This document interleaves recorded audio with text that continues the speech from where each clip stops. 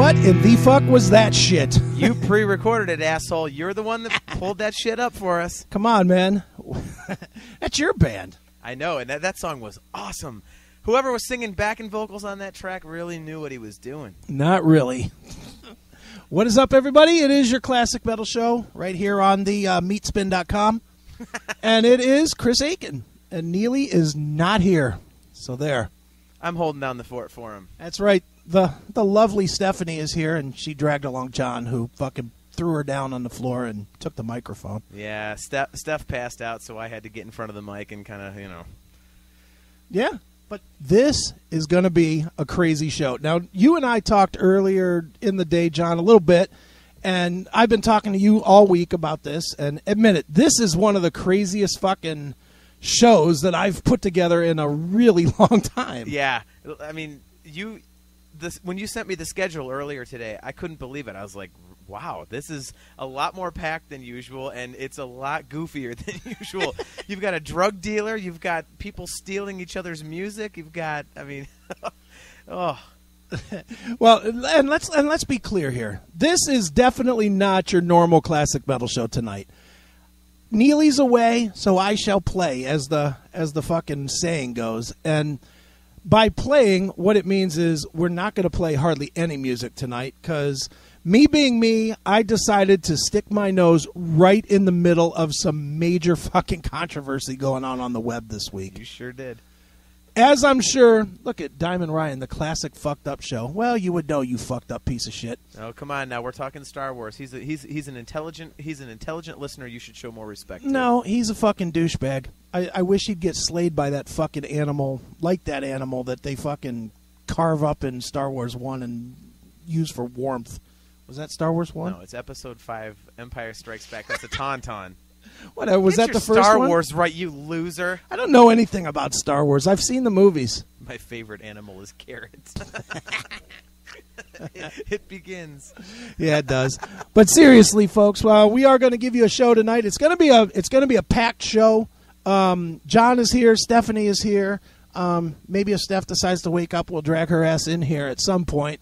But if she doesn't, my friends Christine and Roger are going to be here in a little while. I'm told that deep into the show, Neeley is going to be here. I'm told that when Neeley gets here, he's bringing a guest himself. Now, John, I've been drinking heavily, as you're well aware, as you learned as soon as you came into the house and I was singing fucking Elton John full blast. 12 beers deep. It is definitely going to be a drunken show. But how are you? Are you like hammered? Are you good? Where are you? No. I got like a teeny bit of a buzz. I was at Steph and I went with my buddy Joe, whose birthday's today. You know Joe. Yeah, love Joe Slim. We were out at Cleats in Parma Heights. Okay. And there was a fundraiser. So for $25, we paid for a wristband. We got a bunch of wings and, free draft beer. And nice. We had about three beers each. Which for me is nothing. Drunk, trashed. And no, that'd be like 13. You mean? But Steph, Steph is passed out and sleeping because she got quite a buzz on. But well, I feel great. But I did bring a bottle of blueberry vodka and some blueberry Gatorade to mix it with, and I'm drinking what is this thing? What is a pumpkin something? Imperial Pumpkin Ale brewed with pumpkins, and it's like a 40.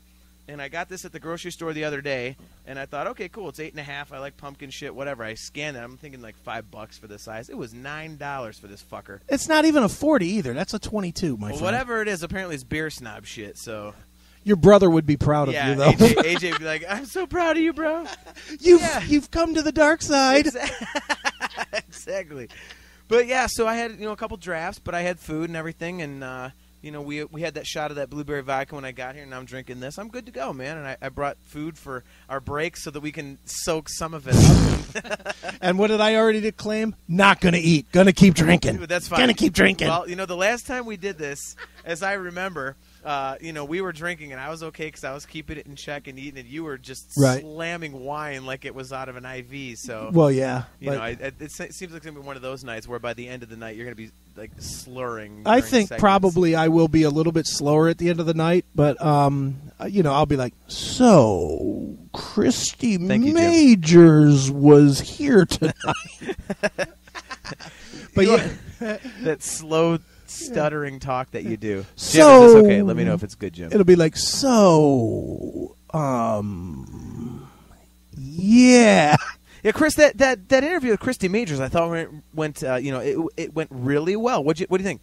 Yeah, it was good. What? I thought, yeah. Did you say something? Yeah. I think Jim is trying to tell us that my mic needs to be up a hair. All right, let's see. All right, Try that, fucky. there we go. The classic metal mic check. Well, There we go. are in Studio B, which means the sound is going to be kind of fucky tonight. But you know what? If you guys saw Neeley's studio, which is fucking immaculate, and then you see mine, which is just a fucking... It looks like a tornado hit this place with wires everywhere, laptops on shelves, fucking... John's microphone was stacked up on a bunch of books and shit. It's a CD case with a ream of computer paper, and This is not a professional establishment here. Thankfully, I brought my own stuff from the band, so at least I've got something I know. resembling usable equipment with me. So, What, you don't think that the CD book with the ream of paper was good? it would be great if I was on stage. That would look amazing. It'd be fantastic. Yeah, it would. But in all seriousness, folks, we do have a very packed show tonight. If you're an internet dork and you follow this hair metal shit, then you're well aware of the nonsense going on with Metal Sludge, our friends over at Metal Sludge, and Christie Majors of Pretty Boy Floyd. If you're not aware, I will now tell you.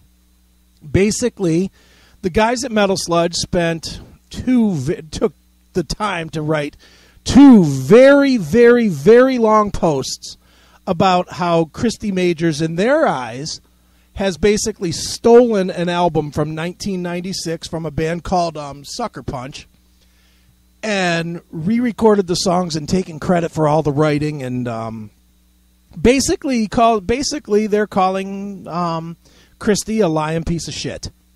I mean, I think that's pretty much where it is. So, me being me, I reached out to Christie this week, and I asked him if he'd like to, set the record straight on the show. And, I guess for some reason the CMS has some sort of clout, because he could have gone anywhere to straighten shit out, but he chose to come here. So I talked to Christie this afternoon. I talked to him for about 30 minutes, which we're going to play in like 5 minutes. And I got his side of the story. And then I reached out to our good friend Stevie Rochelle over at Metal Sludge. And I asked him to listen, which I'm sure he's doing right now. And I will open the gate up if Stevie wants to come on as soon as we're done hearing what Christie has to say. And I'll let him answer. And basically, I'm sticking my nose into the controversy of the internet and letting it all happen. No, you've never done that before. You're sticking your nose in there? Are you really? Yeah, I know. Amazing how I would do that, right? You're changing the dynamic. I really am. Unbelievable. You've never done that before. I know. So that is something for me to do something like that. But that's the first part of the show. But it's hardly the last, because we're also going to speak to Neeley, and I spoke to Snake Sabo of Skid Row. They have a new album, United World Rebellion, Chapter 2. We're going to talk to him about that. And if that wasn't good enough, I needed to speak to a drug dealer who's been responsible for at least 10,000 deaths and ruining of families. So I did this week. That is so you. It really is. But you know what? And I'll say it. I've said it to you off air. I'll say it on air. I was absolutely pumped and honored to speak with the unbelievably, I don't know if you'd say famous, but successful at what he did, drug lord, Freeway Rick Ross. This is the point where you guys, I think everyone should Google that guy, because I didn't know who he was. Right. But if you Google him and see exactly what that guy was, he was it. That's pretty legendary, dude. Why he was talking to me, I have no fucking idea. But Freeway Rick Ross, for those that don't know, in a 5-year stretch from 82 to 87, made over $800 million selling cocaine. What was it like in today's terms? Wasn't it like something over how much? $2.5 billion. Yeah. $2.5 billion selling cocaine this guy made in 5 years. That's unreal. It is unreal. I wish he had a little bit for his friend, over at the Classic Metal Show. Well, he did say that, within a year of being out of prison, he already made $1 million. Yeah, he's made $1 million since he's been out of prison, not selling drugs. I mean, according to him, he's cleaned himself up. I have no reason to doubt that. But don't know. And again, I'm sharing this just because this guy was so fucking legendary. Freeway Rick Ross was kind of like the guy for you older folks that remember the Iran-Contra scandal. Basically, the way it worked was the CIA was selling drugs in the United States in order to pay the Contranistas or the Sandinistas to fight that war in the Iran-Contra scandal. Now, the way it worked was the CIA had a guy that sold cocaine to Freeway Rick Ross. And Freeway Rick Ross sold the cocaine, made the money, paid it back, and that's what funded the Iran-Contra scandal. So that's how big of a deal this is. I mean, I know it's not classic metal at all, and I really don't give a fuck. It is historic, and I am very pumped to put my fucking toe in that water. It's very cool. And you walked away, bitch. I was listening to everything you had to say. Johnny Manziel just did an awesome rollout pass. Did he? Fantastic.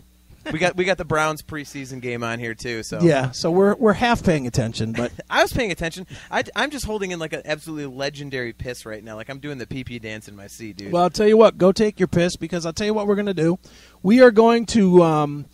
Why don't we do this? I'm going to play a little Pretty Boy Floyd. We'll get the interview queued up with Christie Majors. This shit is fantastic. And we'll get this shit started. It's a crazy fucking night on the Classic Metal Show, but here it is. It's Pretty Boy Floyd with Rock and Roll Outlaw right here on your Classic Metal Show.